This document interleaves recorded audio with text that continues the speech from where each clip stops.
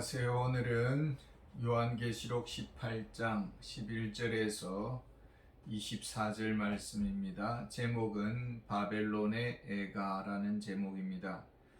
요한계시록 18장은 바벨론의 멸망에 대한 내용입니다. 바벨론은 세상을 의미합니다. 역사의 마지막이 다가오고 있습니다. 역사의 끝은 말하고 있습니다.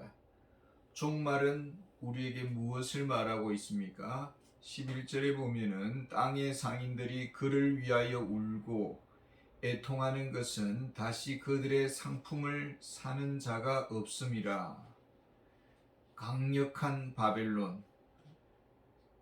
사도 요한 당시는 로마를 의미했습니다. 그 로마의 뒤에는 상인들이 있었습니다. 부한 자의 그 즐거움, 권력자들의 필요를 상인들이 채워주었습니다. 상인들은 부를 축적하는 그런 안목이 있었습니다. 부자들의 욕망에 불을 지폈습니다. 복음이라는 상품을 우리 교회는 팔고 있습니다. 세상이 필요로 하는 것은 무엇입니까? 일설처럼 사라질 것을 채워주는 그런 어리석음을 범하지는 말아야 할 것입니다. 우리 교회로 인해서 세상이 복을 받기를 원합니다. 그러나 구원의 손길에 감사할 수 있는 그런 교회가 되기를 원합니다. 상인들이 공급한 상품 목록들이 있습니다. 12절에 보면 그 상품은 금과 은과 보석과 진주와 세마포와 자주옷감과 비단과 붉은 옷감이요 각종 향목과 각종 상아 그릇이요 값진 나무와 구리와 철과 대리석으로 만든 각종 그릇이요 부한 자들의 기호에 맞는 목록들이 기록되어 있습니다. 세상에 낯을 세워줄 그런 상품을 보는 안목이 상인들에게는 열려 있었습니다. 우리는 구원에 필요한 것을 준비했습니까? 상인들은 부한 자들을 위해서 동방에서 이 실크로드라는 먼 길을 지나서 이렇게 저들의 품격과 취향과 기호와 여기에 맞는 고급스러운 비단옷과 도자기, 사치품, 고가품들을 채워주었습니다. 좋은 것을 주고자 하는 그런 수고의 흔적을 볼 수가 있습니다. 보배로운 복음을 가진 우리들입니다. 복음을 담을 그릇을 준비하고 있습니까? 별로 복음의 말씀이 귀하지 않는 것처럼 드러나 마나한 것처럼 그렇게 되면은 복음의 상품 가치를 떨어뜨리는 행위인 것입니다. 목회자에게 대접한다고 아름다운 커피잔에 커피를 담아 대접을 합니다. 사실은 복음의 가치 때문에 대접을 하는 것이죠. 교회는 복음을 존중하는 문화여야 합니다. 상인들이 제공하는 상품들 그 목록 속에 세상의 문제가 발견되고 있습니다. 13절에 보면은 계피와 향로와 향과 향유와 유황과 포도주와 감람유와 고운 밀가루와 미리오 소와 양과 말과 수레와 종들과 사람의 영혼들이라. 궁궐 안에는 그 궁녀들을 위해서 화장품을 이렇게 제공을 하고 왕의 그 식사를 위해서 산의 진미 재료들이 공급되었습니다. 무엇보다도 말과 수레와 종들과 사람의 영혼이라는 그런 상품이 있습니다. 말은 전쟁용 동물입니다. 노예들도 이 상품의 목록 속에 들어 있습니다. 노예를 얻기 위해서 밀림을 헤집고 다녔을 것입니다. 고요히 잘 살고 있는 토인 마일들을 쑥대밭으로 만들었을 것입니다. 남녀노소를 불문하고 노예로 끌고 와서 노예 시장에서 값싸게 팔아먹었습니다. 하루아침에 노예 신세가 된 사람들이 구름대처럼 많았습니다. 로마의 부는 땀의 대가가 아니었습니다. 폭력으로 쉽게 얻은 것입니다. 뿌린 대로 거둔다는 원리가 있습니다. 로마는 수많은 노예들의 보복의 그 선잔을 마셔야 했습니다. 이것이 세상 맛입니다. 쉽게 얻었습니다.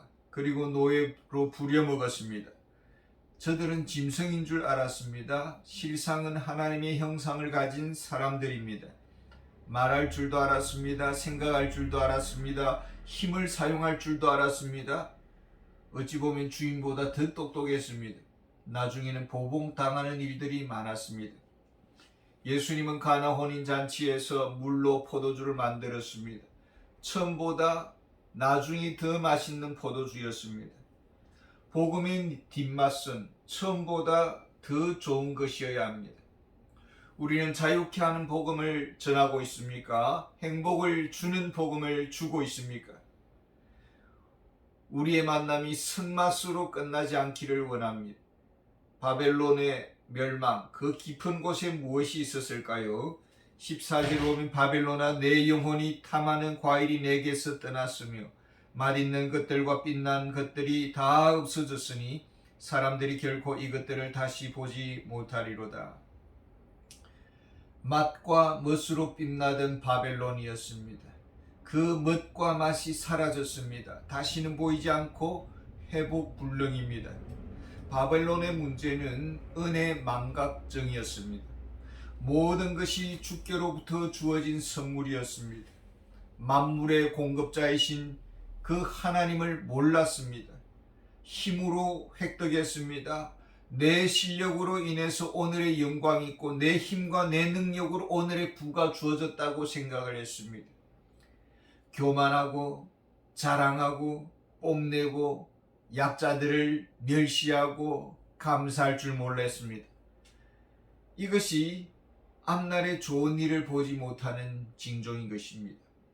바벨론의 멸망 속에 찾아볼 수 있는 문제가 무엇입니까? 15절에 보면 바벨론으로 말미암아 치부한 이 상품의 상인들이 그의 고통을 무서워하여 멀리 서서 울고 애통하여. 상인들은 멀리서 상품을 구해왔습니다. 그런데 바벨론이 어느 날 한순간 온데간데 없이 사라졌습니다. 모든 것을 상실한 자들, 한때는 하늘을 날았습니다. 이제는 바닥을 기고 있습니다. 상인들은 그제서야 세상 무서운 줄 알았습니다. 바벨론이 놓치고 있었던 것이 무엇일까요? 하나님 두려운 줄 몰랐습니다. 하나님은 강하십니다. 하나님이 주인이십니다. 하나님이 심판주가 되시고 이것을 몰랐습니다. 이 영적 무지가 문제였습니다. 영적 소경이었습니다. 하나님은 보고 계십니다. 동기까지도 살핍니다. 보복하시는 하나님이십니다.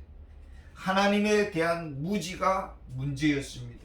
예수님은 말씀하십니다. 몸을 죽여도 영혼은 능히 죽이지 못하는 자들을 두려워하지 말고 오직 몸과 영혼을 능히 지옥에 멸하실 수 있는 자를 두려워하라. 하나님 앞에서 살아가기를 원합니다. 멸망당한 바벨론이 놓치고 있었던 것은 무엇입니까? 16절에 보면 이르되 화이또다 큰 성이여 세마포옷과 자주옷과 붉은 옷을 입고 금과 보석과 진주로 꾸민 것인데, 바벨론은 왕족을 대변했습니다. 붉은 옷으로 자신들의 신분, 자신들의 높음, 자신들의 세도, 자신들의 강함을 과시했습니다. 그 몸과 그 옷에 온갖 금은 보석들로 치장했습니다. 보여주고 싶었고 칭찬받고 싶었고 높임받고 싶었습니다. 보물들로 외모를 꾸몄습니다. 사도 바울은 말합니다. 디모데전서 2장 9절에 또 이와 같이 여자들도 단정하게 옷을 입으며 소박함과 정절로서 자기를 단장하고 따은 머리와 금이나 진주나 값진 옷으로 하지 말고 내면을 단장해야 합니다. 말씀의 보석으로 꾸밀 수 있어야 합니다. 그리스도의 인격과 성품으로 단장할 수 있어야 하겠습니다. 바벨론의 멸망 속의 허점은 무엇입니까? 17절에 보면은 그러한 부가 한 시간에 망하였도다. 모든 선장과 각처를 다닌 승객들과 선원들과 바다에서 일하는 자들이 멀리 서서 바벨론은 우상을 숭배했습니다. 우상 숭배를 위해서 선주들이 이렇게 그 필요를 공급해 주었습니다. 불하는 포도주에 바벨론을 취했습니다. 이 선주와 선원들은 땅끝까지 가서라도 그 욕망에 걸맞는 상품들을 가져다 주었습니다. 그 대가로 부의 맛을 덩달아 취했습니다. 부는 영원하지 않았습니다. 부자가 되면 단 줄 알았습니다. 부자가 전부라고 생각을 했습니다. 여기에 너무 집착했습니다. 안전하서나 돈이었습니다. 그런데 바람과 함께 사라졌습니다. 바벨론은 몰랐습니다. 하나님 없는 부의 그 허망을 몰랐습니다.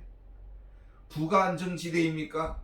18절에 보면 그가 불타는 연기를 보고 외쳐 이르되 이 큰 성과 같은 성이 어디 있느냐 하며, 심판의 불 앞에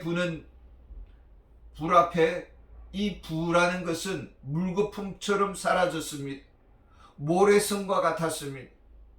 십자가 외에 피난처는 없는 줄 믿습니다. 십자가 앞에 나아가야 합니다. 십자가 안에 거해야 합니다. 십자가만이 안전지대입니다. 멸망을 보았습니다. 멸망을 상인들은 목격했습니다. 바다의 선원들이 있었습니다. 바벨론의 필요를 공급했습니다. 그 대가로 부를 축적했습니다.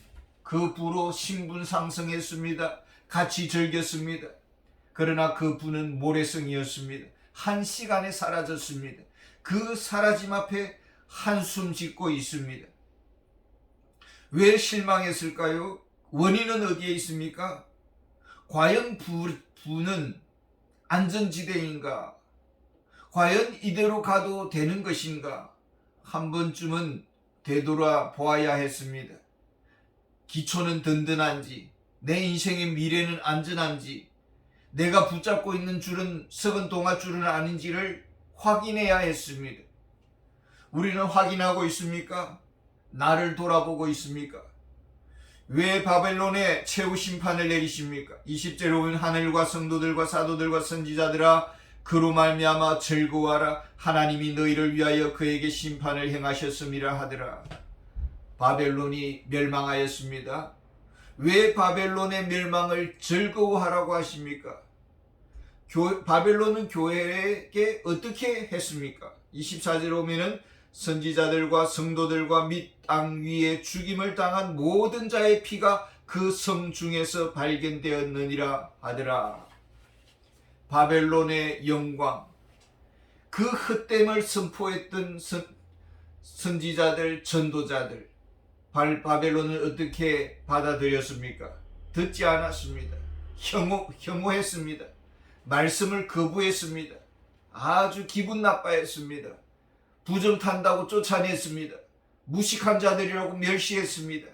인생 패인들이라고 업수히 여겼습니다. 하나님은 어떻게 하십니까? 21절에 보면은 이에 한 힘센 천사가 큰 맷돌 같은 돌을 들어 바다에 던져 이르되 큰 성 바벨론이 이같이 비참하게 던져져 결코 다시 보이지 아니하리로다. 말씀을 거부하던 자들 똑같이 버림받을 것입니다. 우리는 말씀을 마음으로 받아야 하고 전하는 자는 마음을 다해서 전해야 합니다. 바벨론의 멸망을 통해서 무엇을 보고 있습니까? 22절에 또 거문고 타는 자와 풍요하는 자와 통소 부는 자와 나팔 부는 자들의 소리가 결코 다시 내 안에서 들리지 아니하고 어떠한 세공업자든지 결코 다시 내 안에서 보이지 아니하고 또 맷돌 소리가 결코 다시 내 안에서 들리지 아니하고 그 귀한 음악의 재능, 장인들의 그 고급 기술, 맛있는 요리 솜씨, 그 귀한 은사를 받았습니다. 돈을 벌었습니다. 그 맛이 참 좋았습니다. 그러나 주를 위한 것은 없었습니다. 주께서 주신 은사와 능력이었습니다. 그 은사와 능력과 재능을 있을 때 주를 위해서 서야 합니다. 그런데 주를 위해서 사용하지 않았습니다. 아꼈습니다. 낮 동안에 생명이 있는 동안에 물질이 있을 때에 주님을 기쁘시게 해드리는 삶이 되어야겠습니다. 진정 우리의 삶의 모범은 무엇입니까? 주를 위해 아낌없이 헌신한 그 발자취를 우리는 주목해야 하겠습니다. 두려움 없이 복음을 위해서 헌신의 발자취를 드렸던 그들의 삶을 우리는 본받아야 되겠습니다. 주님 가신 뒤를 따라서 우리도 묵묵히 걸어가는 그런 은혜가 있으시기를 바랍니다. 감사합니다.